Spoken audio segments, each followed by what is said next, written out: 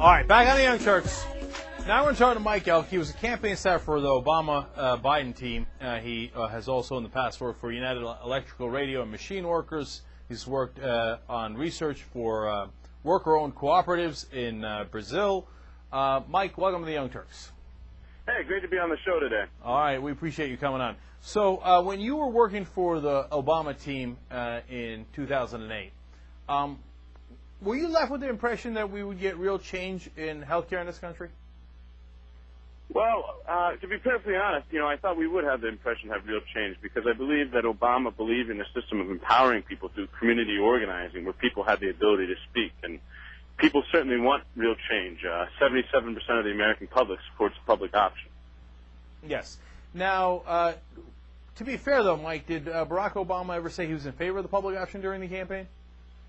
He said it many times. He said that was exactly what his health care plan was. And were you volunteering or were you getting paid by that? I was getting paid. I was recruited to come off my union to come work in a pretty tough Republican part of western Pennsylvania where we needed to hold the line. And did a lot of people volunteer to work in that district with you? Yeah, I had about 250 people that volunteered in 5 different teams. I had some people that quit their, one woman that quit her job and came up and volunteered for 6 weeks full time, drove all the way up from Texas. Had other folks, a guy who was just recovering from a heart attack would come into the office 10, 12 hours a day. Just the amount of folks volunteering was just absolutely incredible. Now, when they were volunteering, do you think that they were under the impression that when Obama got into office, he would let the one Republican, even though they had 60 senators, to let Olympia Snowe, a Republican from Maine, write the health care bill? Certainly not. I think the one thing that's been misinterpreted in this debate is we called on bipartisanship. We called on bringing people together. And we talk about bipartisanship in the U.S. Senate. That doesn't exist. Republican senators are tools of, the American corporate state, of the American corporate world.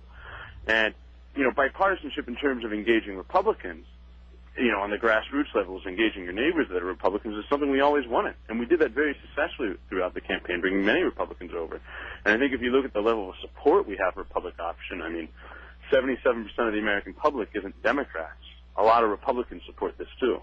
We've done that successful. It's the Republicans that won't listen. And, the conservative Democrats that won't listen. Mike, another essential part of Obama's campaign was, hey, we're not going to let the lobbyists run Washington anymore.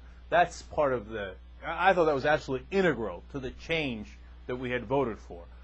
But now we find out that Barack Obama has struck deals with Big Pharma and the hospitals and many of the private health care companies where the lobbyists were invited into the White House, got a primary seat, and struck a deal with no public option in it, it appears.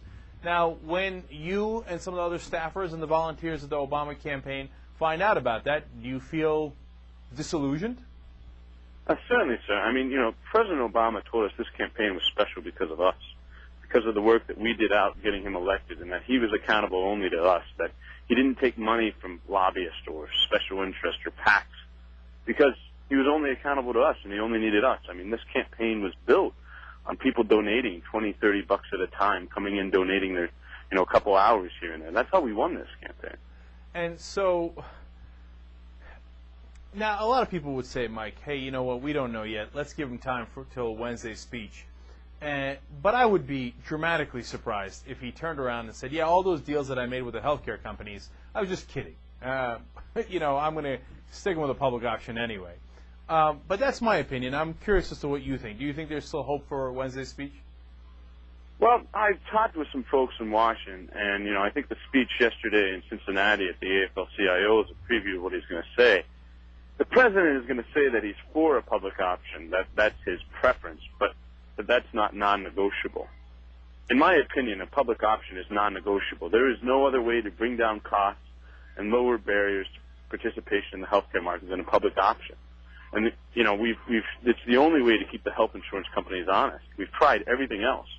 So now in the latest version that Max Baucus has written, a conservative Democrat from Montana, we don't have the public option. And it turns out some families might have to pay up to as much as $3,800, which is a mandate for health care. And, of course, the government will subsidize some folks. And all that money will then be funneled back into the insurance companies, the private insurance companies, with no public option at all. What do you think went wrong, Mike? I mean, if that is the ultimate version of this bill, do you think Obama never meant it and he was just messing with you guys to get you to work all that time for either little money or no money? Or do you think something went wrong between the time you worked for him and now? I think something went wrong between the time I worked for him and now. And what happened is you've had the Rahm Emanuels of the world come in. And you've had these people that are inside the Beltway people come in, where during the campaign it was run by people outside the Beltway. And what the people inside the Beltway is, they only understand the old powers of inside the Beltway. They understand the insiderness and the leaking to reporters and, the ways of the Senate. They don't understand what we've created outside the Beltway, the mass mobilization of people, the new spirit of community organizing we've created. And that's the fundamental flaw here. Yeah, but you know what? His first hire was Rahm Emanuel, so obviously it definitely goes back to Obama, and if he's listening to Rahm Emanuel and not listening to others, it's completely his fault. Now, Mike, I got to ask you, I mean, if 2012 rolls around, do you still work for this guy if they don't do a public option and the lobbyists are still, it appears, pretty much running the show? Do you go down that path again or no?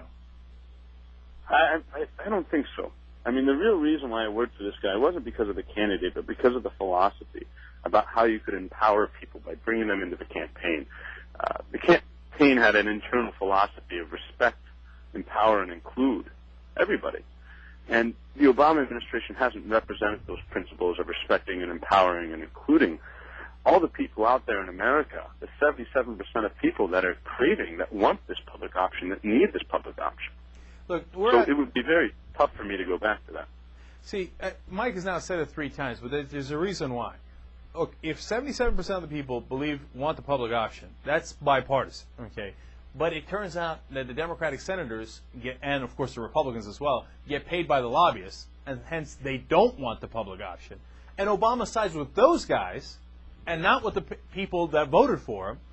Well, it's hard not to get disillusioned. And that seems to be the case here, as Mike explained it to us, and I think with a lot of other staffers as well. So Mike's now with the Campaign for America's Future, and we really appreciate your time, Mike.